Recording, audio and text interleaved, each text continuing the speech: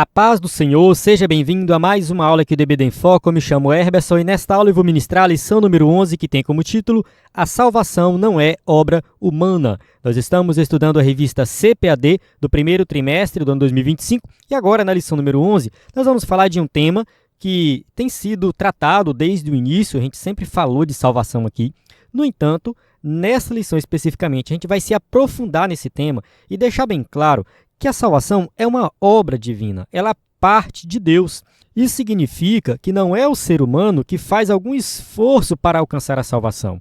Ela é uma obra exclusivamente divina, 100% divina. Eu defendo essa ideia que realmente a salvação não depende de nós. É claro que nós temos uma participação na salvação, nós vamos aí participar com a fé, ter uma vida de santidade. No entanto, isso é o resultado da salvação na nossa vida. A vida de santidade também é uma graça de Deus para nós. É Ele que nos capacita para vivermos uma vida de santidade. Então a gente tem que depender 100% de Deus quando se trata de salvação. E nessa lição aqui vai ficar bem claro isso. Eu convido você a assistir essa aula até o final.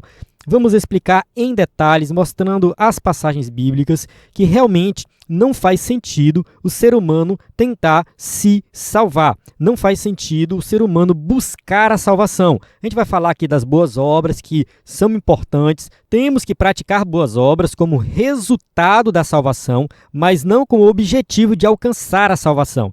E a lição de jovens está tratando sobre esse tema. Lá fala bastante sobre boas obras porque estão estudando a carta de Tiago. Então é muito importante você também dar uma lida lá em Tiago e entender aí a importância das obras como resultado da salvação, como resultado da fé.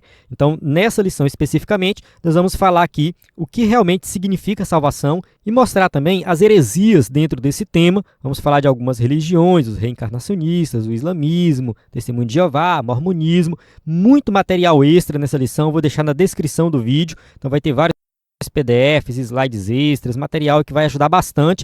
Então você que é professor do EBD, quer aprender mais sobre esse tema, né, dá uma olhada na descrição do vídeo, entre no nosso grupo do WhatsApp, eu envio tudo lá no grupo, material de qualidade que o EBD em Foco fornece para você aprender o assunto e ministrar uma aula de excelência na EBD da sua igreja. Aqui a gente vai usar o slide em PowerPoint, 100% baseado na revista, com imagens de qualidade, vem pronto para ser usado. Então você pode ministrar uma aula diferenciada com o nosso slide. Nós temos um conteúdo aí exclusivo para assinantes, que é slide de adultos, jovens, vários bônus como slide de escatologia, discipulado, sermões em PDF. Inclusive, tem um sermão que eu escrevi sobre a nossa leitura bíblica em classe, que é muito bom esse sermão, que é Efésios capítulo 2, de 1 a 10. Então esse sermão está disponível para assinante, eu vou deixar também o link na descrição, quem é assinante vai conseguir baixar.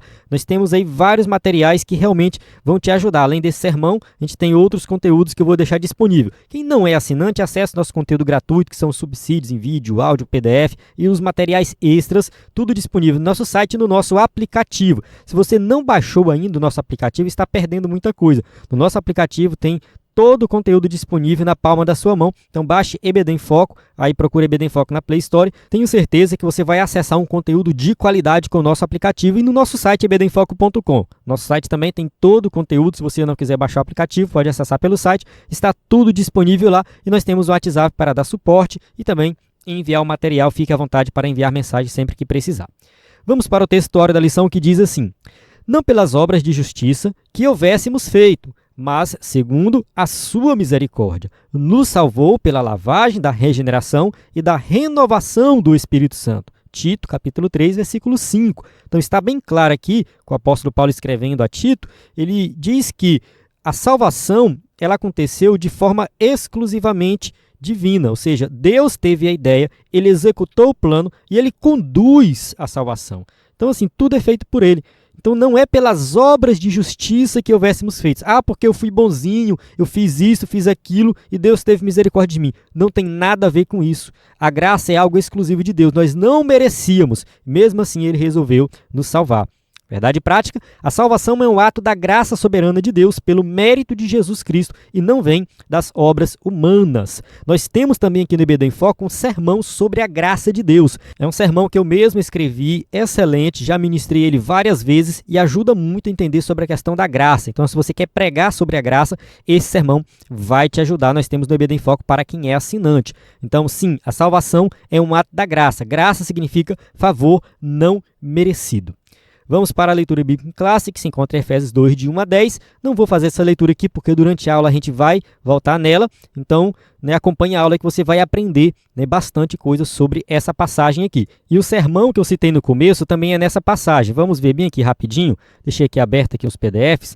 É esse sermão aqui, ó. A diferença entre aqueles que merecem a ira e aqueles que receberam a graça. Então, Efésios 2, de 1 a 10. E aqui eu coloco alguns tópicos. Ó. Os que merecem a ira estão mortos em transgressão e pecado, vivendo segundo a ordem deste mundo, estão sob a influência de Satanás e satisfazem os desejos da carne. Já os que receberam a graça foram ressuscitados com Cristo, estão assentados nas regiões celestiais, estão sob influência de Deus e praticam boas obras. Então, aqui é um sermão de 13 páginas, realmente muito bom mesmo. Eu recomendo você baixar se você é assinante do EBD em Foco. Se você não é assinante, você pode fazer a assinatura, baixar os slides e o material extra que nós temos aí. Vamos para a introdução, que diz assim: o apóstolo Paulo mostra nessa leitura bíblica em classe o contraste entre o estado espiritual da miséria humana e a restauração à comunhão com Deus. Então, existe um contraste. Então, como eu falei ali no sermão, existe ali uma diferença entre aqueles que merecem a ira. Por que merecem a ira? Porque nós nascemos no pecado. Isso foi falado na aula anterior. Nós nascemos condenados, praticamos vários pecados durante a nossa vida, então nós somos merecedores da ira divina. No entanto, ao crermos em Jesus como Salvador, ao sermos alcançados por essa graça, nós somos libertos do pecado. Salvação é algo muito amplo. Durante a aula a gente vai tratar sobre isso, mas há uma libertação, uma restauração à comunhão com Deus. Então, nós somos livres em Cristo Jesus. Não somos merecedores da graça. Não, nada disso. A graça de Deus, por definição, é algo que parte dele. Nós não merecemos, mesmo assim ele nos salvou. É um presente divino. Além disso, deixa claro a impossibilidade de qualquer pessoa angariar a salvação por meio de seu próprio esforço. Então não adianta fazer boas obras com o objetivo de alcançar a salvação. Não adianta pagar promessa, andar de joelho, carregar a cruz com o objetivo de ter os pecados perdoados. Isso não faz sentido, não tem resultado prático. É claro que as boas obras, elas devem ser praticadas pelo crente, pelo cristão, e isso está presente em toda a Bíblia. A gente vê que realmente quem é salvo em Cristo faz boas obras, mas as boas obras é um resultado, ou seja, nós devemos praticar as boas obras porque somos salvos, não para sermos salvos. Então, assim, não estou condenando as boas obras, nem estou dizendo que o crente não deve fazer. O crente deve fazer, porque isso é o resultado prático da fé. Nós temos sim que fazer boas obras. No entanto, se você faz boas obras com um objetivo de melhorar a tua salvação, ter um benefício diante de Deus, você está fazendo errado e não faz sentido, pode parar com esse tipo de pensamento. E se você tem esse tipo de pensamento, é melhor você se converter, porque você está crendo no evangelho da forma errada. Porque o verdadeiro evangelho elimina qualquer possibilidade de esforço próprio para ser salvo, e até mesmo de desejar salvação ou sentir necessidade de Deus, senão por intervenção divina direta por meio do Espírito Santo. Ou seja, até o desejo que nós temos para sermos salvos foi colocado em nosso coração por Deus, pelo Espírito Santo. Espírito Santo que nos convence do pecado, da justiça e do juízo. Então, se ele nos convence, a partir desse toque do Espírito Santo, é que nós sentimos o desejo de nos aproximar de Deus. Então, uma obra exclusivamente divina. Vamos lá. Tópico 1, a salvação sob a graça de Deus. 1.1, a descrição do estado espiritual humano. Vamos lá. O relato da condição pecaminosa da natureza humana confirma a extensão da corrupção do gênero humano, estudado na lição anterior. Então, na lição número 10, nós falamos aí que o pecado corrompeu a natureza humana. Então, o ser humano ele já nasce com a semente do pecado, com a natureza pecaminosa, e isso veio a partir da queda. Então, a queda de Adão e Eva corrompeu toda a humanidade. Toda a humanidade estava ali atrelado a Adão e Eva. Então, a partir deles, todo ser humano já nasce condenado pela natureza pecaminosa. O apóstolo emprega algumas expressões para reforçar a dura realidade do pecado. Vamos ler aqui, mortos em ofensas e pecados. Isso está lá no versículo 1. Então, éramos por natureza mortos. Então, morto não é doente, morto não é alguém que está em um estado ali mais ou menos de conseguir ouvir, de entender. Não, morto, é escravo do pecado, morto em ofensas e em pecados. Paulo fala também, andar segundo o curso deste mundo, segundo os príncipes das potestades do ar, do espírito que agora opera nos filhos da desobediência. Então, tudo isso está no versículo 2 do capítulo 2 de Efésios. Então, quem está no mundo já está debaixo do domínio de Satanás. Certa vez eu estava estudando um pouco sobre essa questão de pessoas que vendem a alma para o diabo. Irmãos, isso é uma bobagem muito grande. Isso é uma besteira muito grande. Isso não existe. Pode ser que alguém fale que vendeu a alma para o diabo e tudo mais, mas isso não existe. De acordo com essa passagem de Efésios, todo ímpio vive segundo o príncipe das potestades do ar. Quem é ele? É o diabo. Ou seja, todo ímpio já vendeu a alma para o diabo. Entende? Não faz o menor sentido dizer que pessoa A ou B vendeu a alma para o diabo. Isso não faz sentido. Ele já está no domínio de Satanás. Satanás domina esse mundo. E quando a gente fala o mundo, não é somente o planeta Terra, não estou falando do planeta, mas desse sistema em que nós vivemos. Então, quem está nesse sistema, quem está no mundo, está sob o domínio do Espírito que agora opera nos filhos da desobediência. Ou seja, os filhos da desobediência são aqueles que não creem em Cristo como Salvador, que continuam vivendo nos pecados, acumulando cada vez mais condenação para si. Então, a gente pode concluir aqui que existem dois tipos de pessoas no mundo. Aqueles que estão nas trevas, no curso desse mundo e sob o domínio de Satanás, e aqueles que estão em Cristo, no reino de Deus, vivendo para o reino. Andávamos nos desejos da nossa carne e éramos, por natureza, filhos da ira. Então, assim, é a nossa natureza. Nascemos com essa natureza pecaminosa. Nós vivíamos nos desejos da carne, satisfazendo somente aquilo que é pecaminoso em nosso coração. Então, está bem claro isso nas Escrituras. Não tenho que debater, não tenho que discutir. Todas as pessoas que não crerem em Cristo como Salvador estão condenadas justamente por causa disso. Então, são merecedores da ira. É uma triste fotografia da raça humana. Então, o ser humano vive afundado no pecado. Toda a criação está caída em pecado e o ser humano, também faz parte da criação, está cada vez mais se afundando no pecado e ficando cada vez mais longe de Deus. 1.2, mortos em ofensas e pecados, versículo 1 e 5. As expressões e vos vivificou juntamente com Cristo, que está no versículo 1 e no versículo 5, revelam a ação do Espírito Santo em favor dos pecadores, que a salvação só é possível mediante a graça de Deus e sem ela ninguém pode ser salvo. Então aqui está bem claro que quem nos deu vida foi Cristo. Estávamos mortos em delitos e pecados. E quem nos deu vida, quem nos ressuscitou, ou seja, nos vivificou juntamente com Cristo, foi Deus.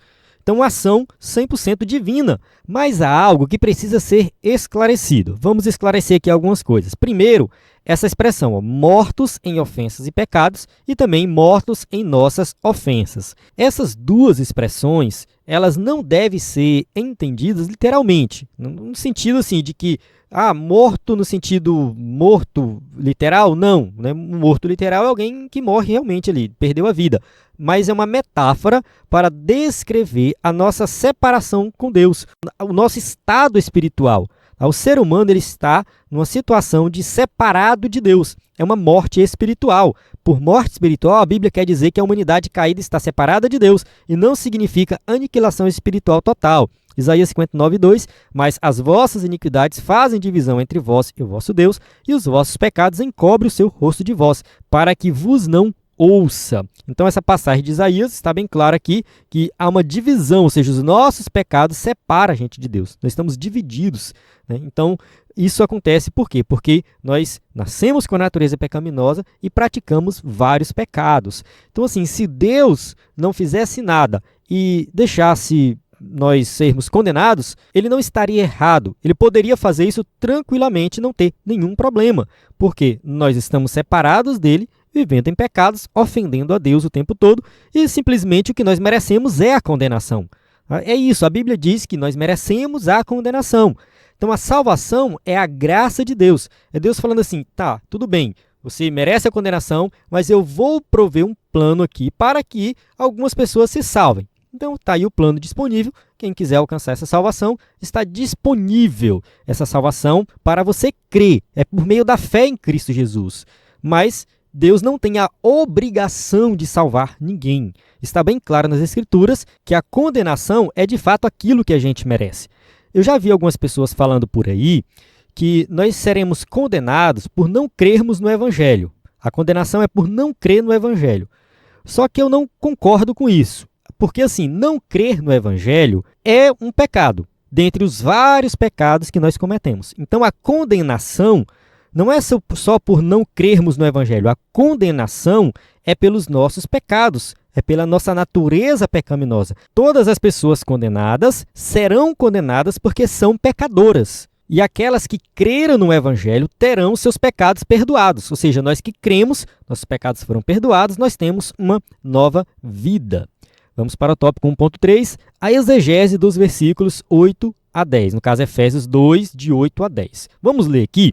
Porque pela graça sois salvos por meio da fé, e isso não vem de vós, é dom de Deus. Não vem das obras para que ninguém se glorie, porque somos feitura sua, criados em Cristo Jesus para as boas obras, as quais Deus preparou para que andássemos nelas. Passagem muito boa, um versículo que eu gosto muito. Vamos estudar isso aqui. Essa passagem bíblica elimina qualquer interpretação ou tentativa da salvação com ajuda humana ou de qualquer esforço adicional para completar a obra de Cristo. Então, assim, a salvação, uma obra divina, não necessita da obra humana e não necessita de complemento. Eu gosto muito do Paul Washer. Paul Washer é um pregador, escritor, missionário que fala muito de salvação. Eu gosto muito dele. Se você vê algum livro do Paul Washer, pode comprar, que é certeza que é bom. E praticamente tudo que ele prega e escreve fala sobre salvação. E tem uma parte em um livro dele que ele diz o seguinte: se for 99% Cristo e 1% você, já está condenado. Tem que ser 100% Cristo. É uma obra exclusivamente de Cristo. Não tem nada que nós possamos fazer para complementar essa obra. O termo graça significa literalmente favor imerecido. O favor divino do qual não somos merecedores. Então, pela graça sois salvos, ou seja, é um favor imerecido. Nós não merecemos a salvação, o que nós merecemos é a condenação, mas Deus, pela sua infinita misericórdia, Ele foi misericordioso, mesmo nós estando em ofensas e pecados, Ele resolveu nos salvar. Então a salvação, uma obra divina, um favor imerecido. A salvação é pela graça de Deus, mediante a fé em Jesus, e não vem das obras, pois não se trata de uma recompensa.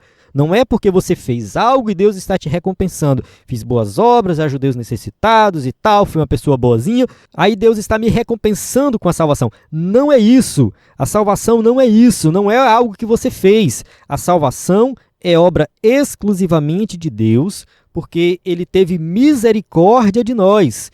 Então, assim, nós não merecemos a salvação. Coloque isso na sua cabeça, grave isso, eu vou repetir o tempo todo. Não merecemos, não vem das obras, mas é a iniciativa divina. Uma boa exegese esclarece que a expressão isto é dom de Deus se refere à salvação pela graça e não à fé.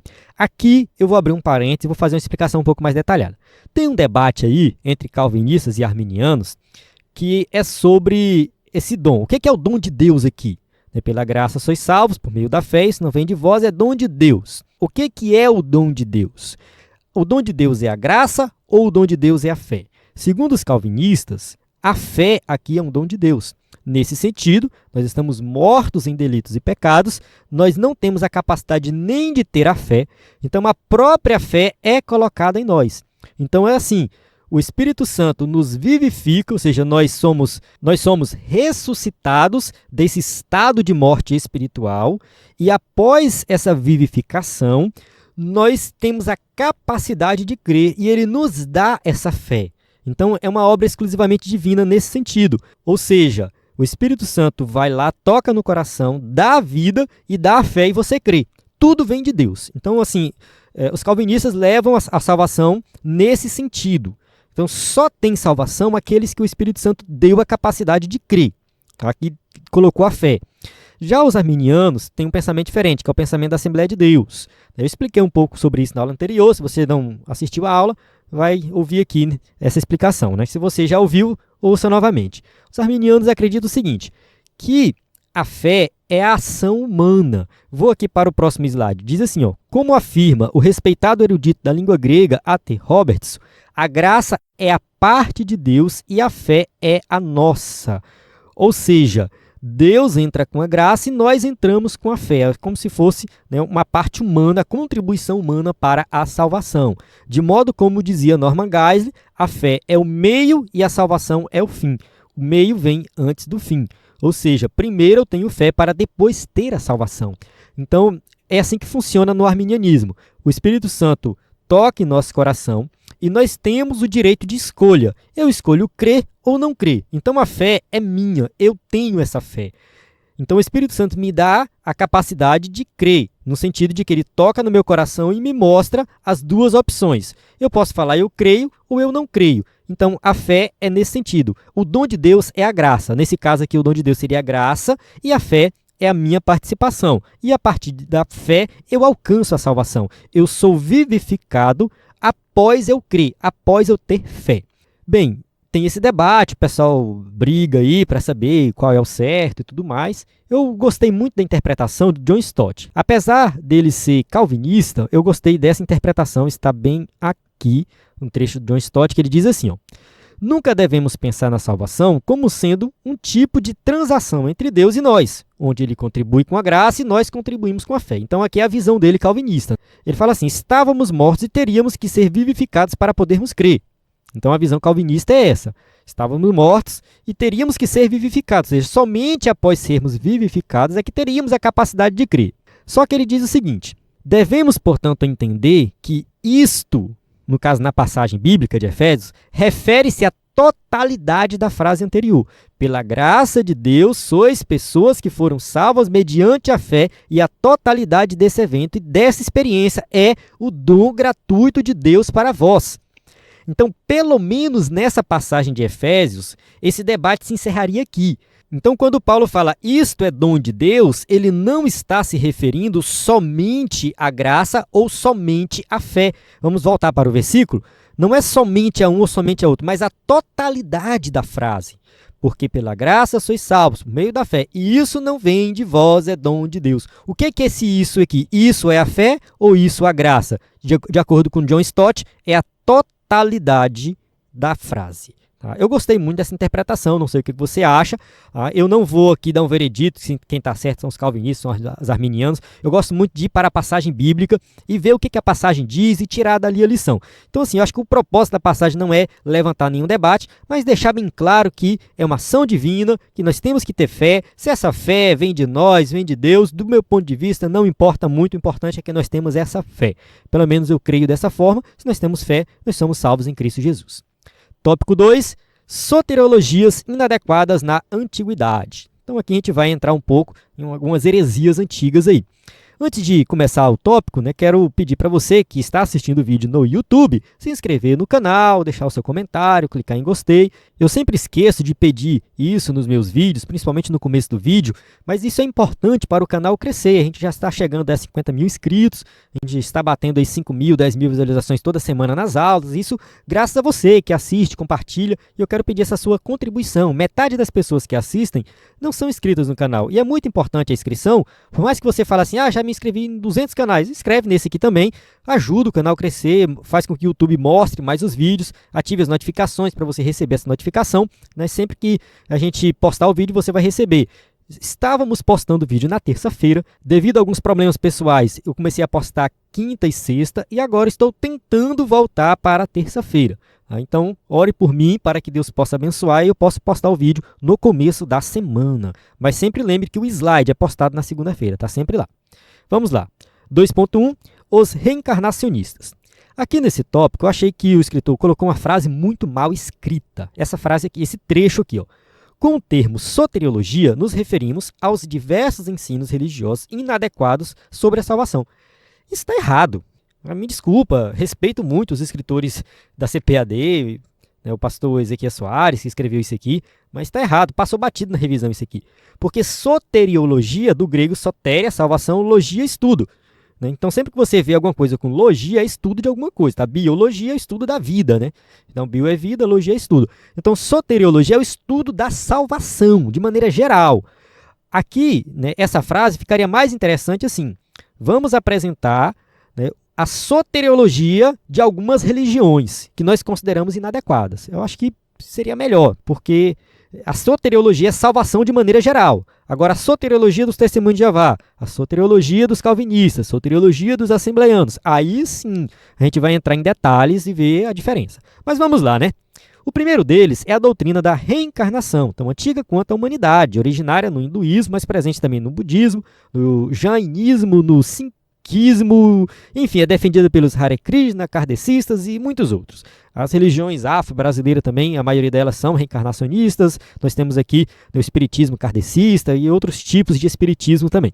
Então, assim, essas ideias reencarnacionistas são antigas, né? A gente nega isso aqui porque não faz sentido, vou mostrar daqui a pouco as passagens bíblicas. E sobre o hinduísmo e budismo, que não é muito forte aqui no Brasil, mas tem, é importante a gente dar uma estudada porque está muito presente na cultura pop de maneira geral. Quem assiste filmes, séries, lê livros, sempre vai ver presente aí, né, essa questão do hinduísmo e do budismo. Né? Principalmente o hinduísmo, já teve novela brasileira, né, que tratou desse tema. Não acho que seja pecado assistir novela, tá tudo bem, né? Não me importo muito com isso. Eu particularmente não tenho tempo de assistir, mas eu acabo assistindo série, que é a mesma coisa de novela, né? Então, enfim, eu vejo essas coisas presentes. O Caminho das Índias foi uma novela brasileira que mostrou ali um pouco do hinduísmo. Então, assim, é sempre bom a gente se inteirar desses assuntos, né? Então eu tenho aqui uns PDFs que podem te ajudar. Ó. Esse aqui é sobre o hinduísmo. Muito bom. É um trecho de um livro que é excelente, que é o Guia de Seitas e Religiões. Um livro muito bom. Eu vou disponibilizar isso aqui gratuitamente. Eu acredito que eu já enviei uma versão disso aqui uma vez no grupo. Vou enviar novamente. Está no site do EBD em Foco. Então, assim, aqui sobre reencarnação. Ó. Os hindus acreditam que há dois tipos de alma. A alma conhecida como Atman, que é eterna e não criada. E a alma universal, o Brahman.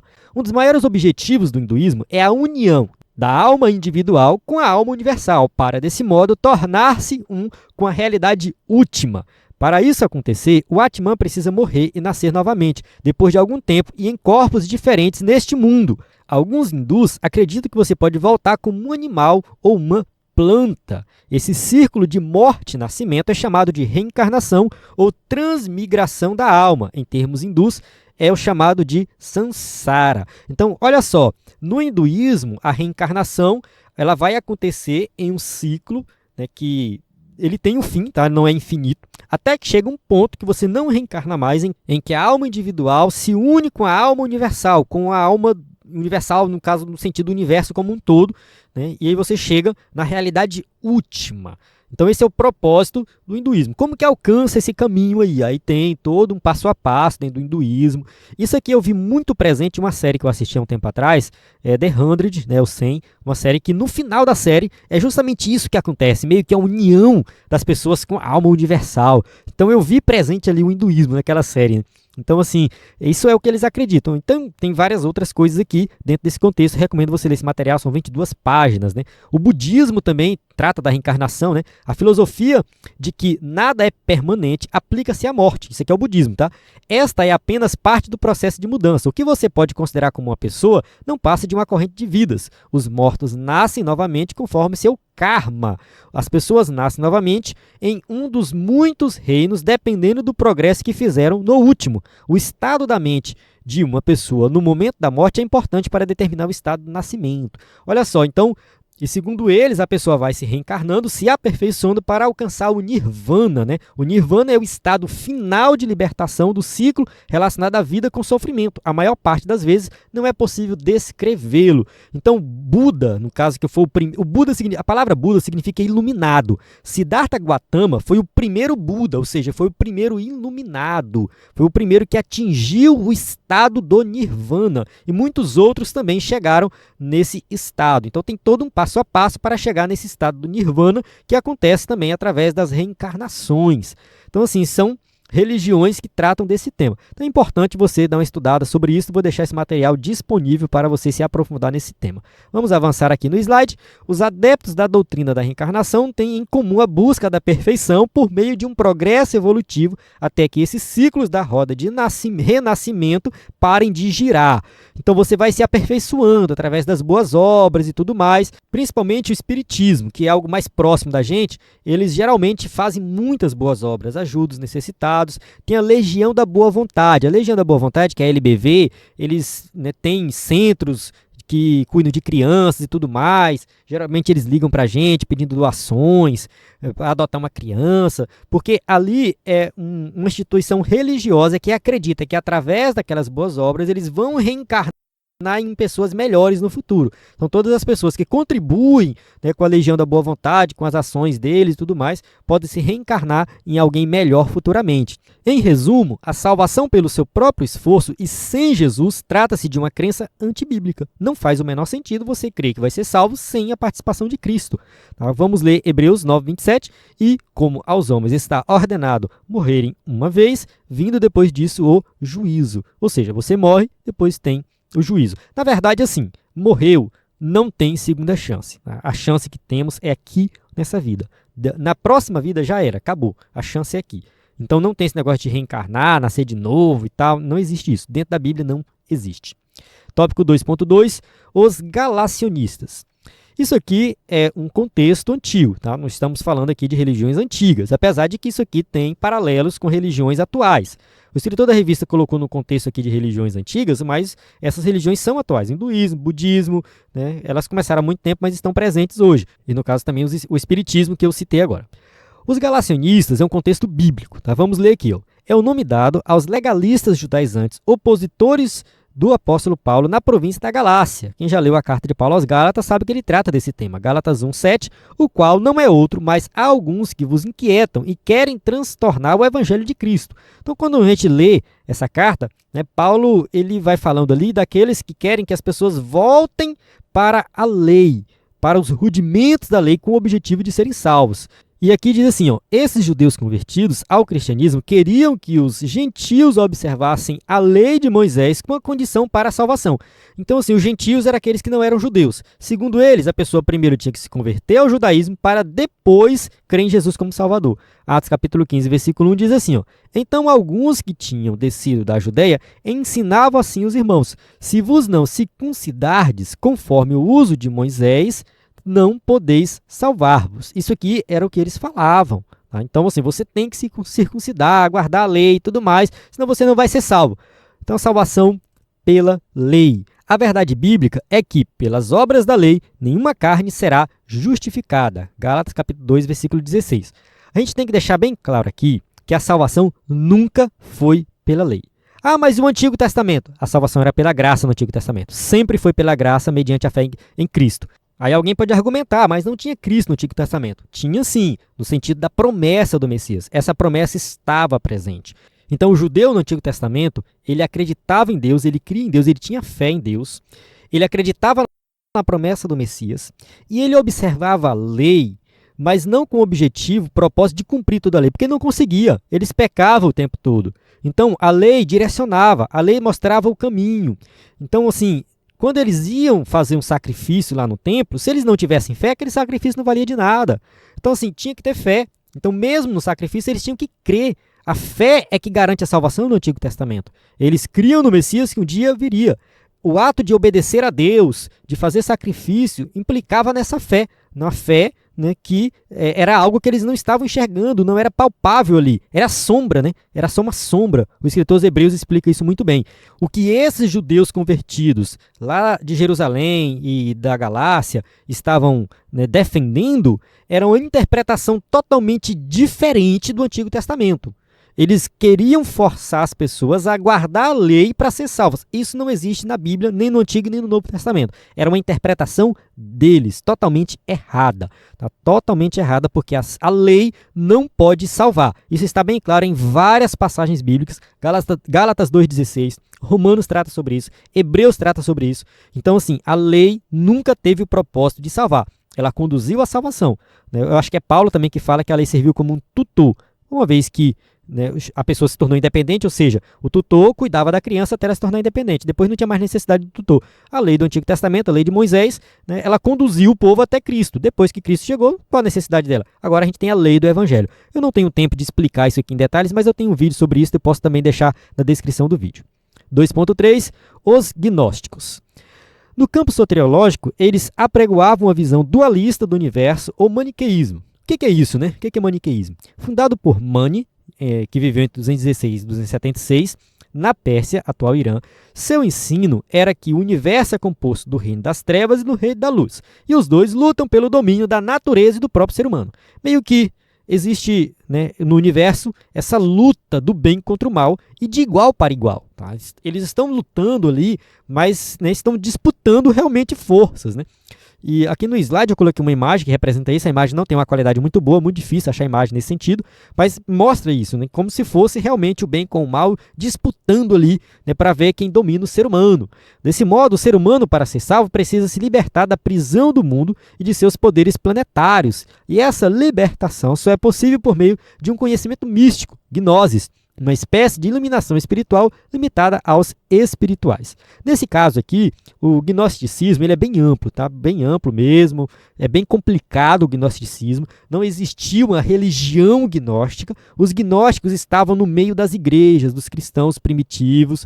João escreve muita coisa para combater o gnosticismo primitivo que se desenvolveu.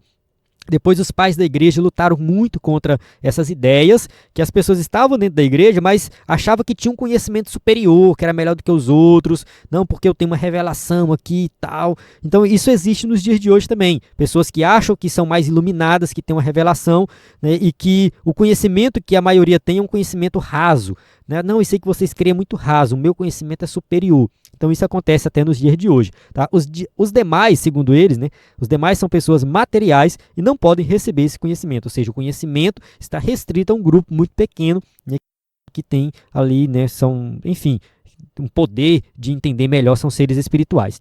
De fato, sabemos da existência do mal proveniente de Satanás, mas não admitimos que o diabo tenha poder suficiente para medir força com Deus e seu Filho Jesus Cristo.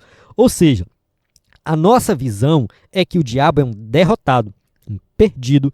Ele não está lutando com Cristo de igual para igual, ou seja, como se os dois estivessem ali disputando, vendo quem é o melhor. Não. Jesus falou: todo poder é me dado nos céus e na terra. Se todo poder é dado a ele, não sobrou nada para o diabo. Então o diabo é um derrotado, um perdido, tá? Ele vai ser lançado no inferno, no lago de fogo. Então assim, não dê moral para o diabo. Tá? Não fique pensando que tem essa briga, essa luta, que não existe isso. Tá? Quando nós caímos em pecado, caímos nas ciladas do diabo, isso aí é problema nosso. Não é porque Jesus perdeu, não. Nós é que não estamos orando, vigiando e buscando a Deus. Tá? É problema nosso. Qualquer pessoa, crente ou não crente, que vem com essa ideia de que o diabo é poderoso, que está lutando e que Cristo perdeu, é heresia. Tá? A salvação é para todas as pessoas, complementando aqui, né? Porque a graça de Deus se há manifestado, trazendo salvação para todos os homens. Tito, capítulo 2, versículo 11. Então essa passagem aqui de Tito deixa bem claro, né, que a salvação está disponível para todos, né? Não é somente para um grupo específico, para quem tem agnose, conhecimento, não. Disponível para todos, e o evangelho é simples, a mensagem do evangelho, ela é simples. Tá? A gente que é crente, que começa a estudar, se aprofundar, a gente começa a ver algumas complexidades, algumas coisas aí. Mas a mensagem do evangelho é simples, simples, simples. Você crê em Jesus como Salvador, crê que ele morreu por ti na cruz do Calvário e você vai ser salvo. Ponto. É isso. É uma mensagem que qualquer pessoa pode entender. Não tem nada de misterioso, tá? Porque só um pouco de gente entende. Não, nada de misterioso. Qualquer pessoa tem a capacidade de compreender essa mensagem. Tópico 3. As soteriologias inadequadas de hoje. Vamos falar aqui de algumas religiões mais atuais, né? Apesar de que nós já falamos também de algumas atuais. 3.1. O islamismo. Segundo essa religião, se as boas ações superarem as más, tal pessoa irá para o paraíso. Bem, segundo o islamismo, todo ser humano tem dois anjos, um anotando as obras boas, outro anotando as obras más. Lá no dia do juízo, Alá vai pesar as obras. Se as obras boas pesarem mais do que as más, você vai ser salvo, entra para o paraíso. Caso contrário, você vai ser lançado no inferno. Vamos ver aqui o material que fala do islamismo. É esse material aqui. O Alcorão ensina que todas as atividades humanas são escritas por 2 anjos. No momento do julgamento, esses 2 anjos reverão os dados de cada indivíduo. As ações de cada pessoa serão pesadas por Alá em uma balança de justiça absoluta. As boas ações serão contrabalançadas com as más ações. O lado para o qual a balança pender, para o lado bom ou para o lado mau, determina o destino eterno da pessoa. Se as boas ações sobrepujarem as más, a pessoa vai para o céu. Se as más tiverem maior peso, o indivíduo passará a eternidade em um local de sofrimento inimaginável. Então, assim, tem essa questão, né, de que eles acreditam nisso. Então, a salvação é por obras, não é pela graça, né, e tem um caminho mais curto, né, que é a Guerra Santa. Segundo eles, os mártires da defesa da fé, da Guerra Santa, né, do jihad, vão diretamente para o céu e evitam o desfecho incerto da espera, para saber para que lado a balança penderá. Então, segundo eles, né, o muçulmano normal, comum, nunca sabe se é salvo. Ele só vai saber quando for pesado as suas obras. Mas aqueles que entrarem na Guerra Santa, os mártires da Guerra Santa, esses têm a salvação garantida. É por isso que a gente vê aí, né, muitos ataques, né, por parte de muçulmanos. Eles acreditam dessa forma. Eles ensinam ainda que Alá não ama os pecadores, mas somente os piedosos. O Alcorão diz assim, ó, Alá não ama os agressores, Alá não ama a nenhum ingrato pecador. Assim, do ponto de vista deles, Alá não é um Deus amoroso. Não é, não ama. Ele não tem misericórdia. Ele ama somente aqueles que servem a ele. Esta é uma das 24 vezes que o Alcorão afirma que Alá não ama os pecadores. Então está presente o tempo todo que não faz sentido Alá buscar a salvação, né, dos pecadores. Isso não faz sentido para eles. Na concepção dos islâmicos, não há necessidade de expiação, logo não existe salvação como no sistema cristão, no sentido de que nós acreditamos que Cristo pagou o preço do pecado. Então, para ser salvo, de acordo com os cristãos, temos que crer em Jesus, porque ele pagou o preço. Para os muçulmanos, isso não tem necessidade. É exclusivamente boas obras. A salvação, no contexto deles, é por mérito, pelas obras. Tem os pilares do Islã. Os pilares são as obras que serão analisadas com mais detalhes. Não é qualquer obra. Tem que estar dentro desse contexto aqui. Que aqui, no caso, é o testemunho de fé, shahada, né, a oração. Eles oram, parece que 3 vezes ou 5 vezes no dia, não estou lembrado agora. Né? Caridade, então você tem que fazer obras de caridade todos os dias. O jejum no mês do Ramadã, né? E o Hajj, que acho que assim fala, que é a peregrinação a Meca, pelo menos uma vez na vida, todo muçulmano tem que ir a Meca. Tudo isso está presente aqui nesse material. Então, se você dá uma lida aqui, você vai ver, né, os pilares, né? Pilar número 1, pilar número 2. Ó. No caso aqui, o pilar número 1 é recitar o credo. Né? No caso deles aqui, né, eles têm que dar testemunho, então eles têm que falar o tempo todo isso aqui. Não há outro Deus além de Alá e Maomé é seu mensageiro. Então isso aqui o tempo todo eles vão fazer, confirmando. Isso faz parte, todos os dias eles fazem isso. As orações, as esmolas, o jejum, peregrinação. Então isso aqui é algo que eles têm que fazer e os anjos vão estar anotando, né? Anotando, e aí no final vai ser pesado as obras. Mas nós sabemos que isso não faz sentido do ponto de vista divino. Para a salvação, né, as obras não salvam. Vamos ler aqui. Ó. Mas à luz da Bíblia, o pecador recebe a vida eterna a partir do momento que passa a crer no coração que Deus ressuscitou Jesus dentre os mortos e confessa publicamente o nome de Jesus. Romanos capítulo 10, versículo 9 e 10. A saber, se com tua boca confessares ao Senhor Jesus e com teu coração creres que Deus o ressuscitou dos mortos, serás salvo. Visto que com o coração se crê para a justiça e com a boca se faz confissão para a salvação. Então observe que a salvação vem a partir de uma confissão. Você confessar, você crê no seu coração, confessar com a sua boca. Entende? Você crê que Jesus morreu e ressuscitou, que ele pagou o preço do seu pecado. Então é isso que garante a salvação. 3.2. As testemunhas de Jeová. Já falamos também sobre as testemunhas de Jeová em aulas anteriores e agora a gente vai destacar a salvação de acordo com eles.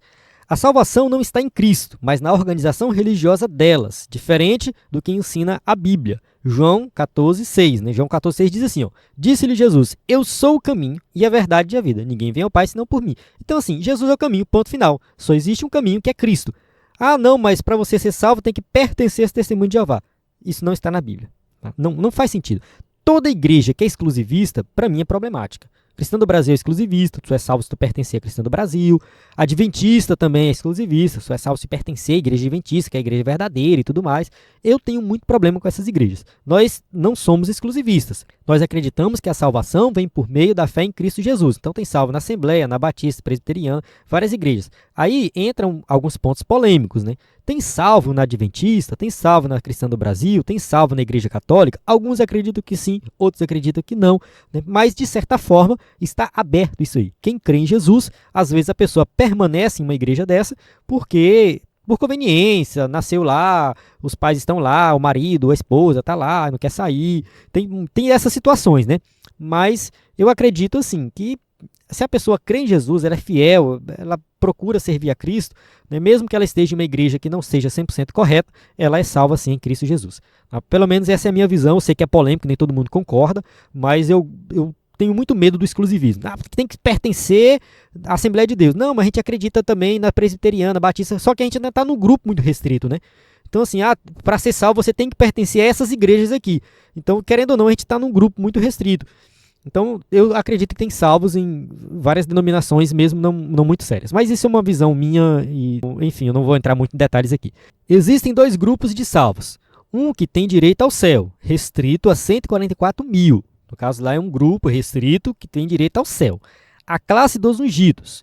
Outro grupo, a classe da grande multidão, é a que vai herdar a terra segundo a teologia do movimento. Então, tem dois grupos, um vai para o céu e o outro grupo vai ficar na terra. Seus teólogos ensinam que as testemunhas de Jeová, que pertencem à classe da grande multidão, não são filhos de Deus, não pertencem a Cristo, não têm o Espírito Santo, Jesus não é o mediador delas, nem tem esperança de salvação.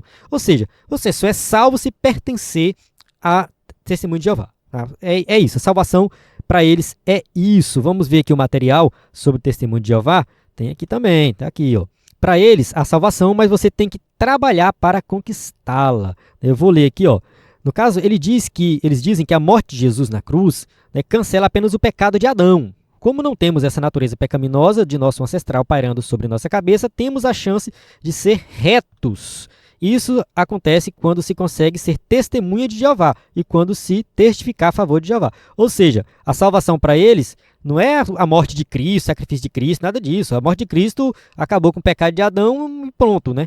Então, o que você precisa fazer para ser salvo hoje é pertencer à testemunha de Jeová. Aí sim você vai ser salvo. E os não salvos, o que acontece? Segundo eles, serão aniquilados. Tá? Todos que não são testemunha de Jeová vão morrer e deixar de existir. Serão aniquilados. Eles creem no aniquilacionismo.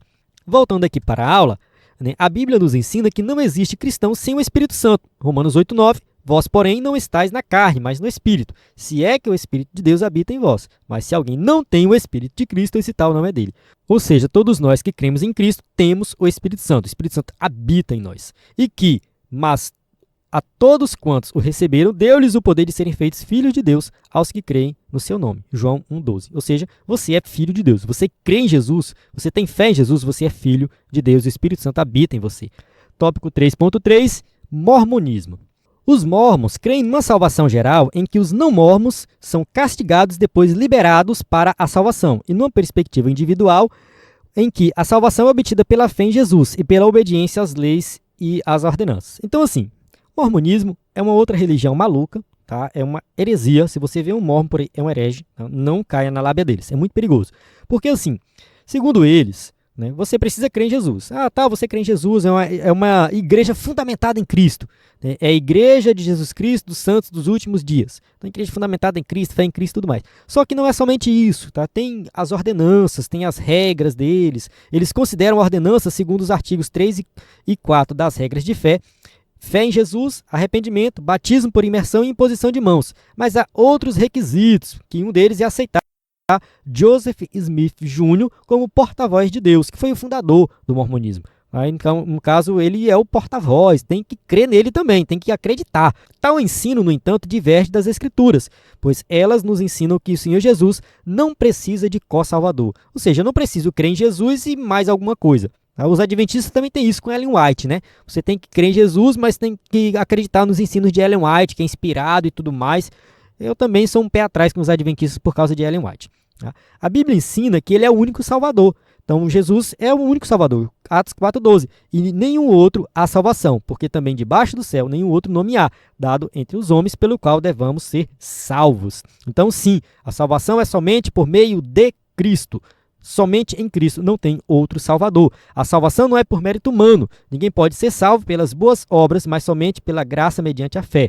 Então, Efésios capítulo 2, versículo 8 e 9, porque pela graça sois salvos por meio da fé, e isso não vem de vós, é dom de Deus, não vem das obras para que ninguém se glorie. Está bem claro que é um dom de Deus. Existe apenas uma salvação e ela está à disposição de todos os seres humanos. Então, a gente já leu várias passagens bíblicas que falam sobre isso. A salvação está disponível para todos. Amém? Chegamos na conclusão da nossa aula que diz assim, só lembrando que temos também material do mormonismo, tá bom? Você vai baixar esse material, está disponível na descrição do vídeo. Conclusão. Entendemos que somente pela graça é possível chegar-se a Deus, e isso é um ato soberano de sua graça e bondade. É a misericórdia divina que leva as pessoas ao arrependimento. Graça não é mérito, e nem o ato de o pecador receber a dádiva divina se constitui mérito pessoal, mas Deus disponibilizou a sua graça para todos os seres humanos e não para uns poucos escolhidos. A Bíblia ensina que a salvação é para todos. Então, assim, a conclusão aqui vai direto ao ponto, né? Graça não é mérito, totalmente contraditório. Paulo fala isso, né? Se fosse pela lei, a graça não seria graça. Então, assim, não tem obra, não precisa você fazer obra. Então, a graça é favor imerecido. Então, nós recebemos a graça, a dádiva divina para sermos salvos, cremos em Jesus e somos salvos pela fé nele. Não tem obra humana, participação humana. Amém? Encerro aqui a aula. Temos as perguntas para quem vai usar o slide na igreja. E espero que você tenha compreendido o assunto aí, né? Acesse o nosso site para saber mais, né, do material, do slide, né, o material extra, sempre na descrição do vídeo. Qualquer dúvida é só mandar mensagem no WhatsApp, na descrição do vídeo tem todas as informações. Na plataforma EBD em Foco você tem tudo o que precisa para ministrar uma aula de excelência na EBD. A paz do Senhor, até a próxima aula.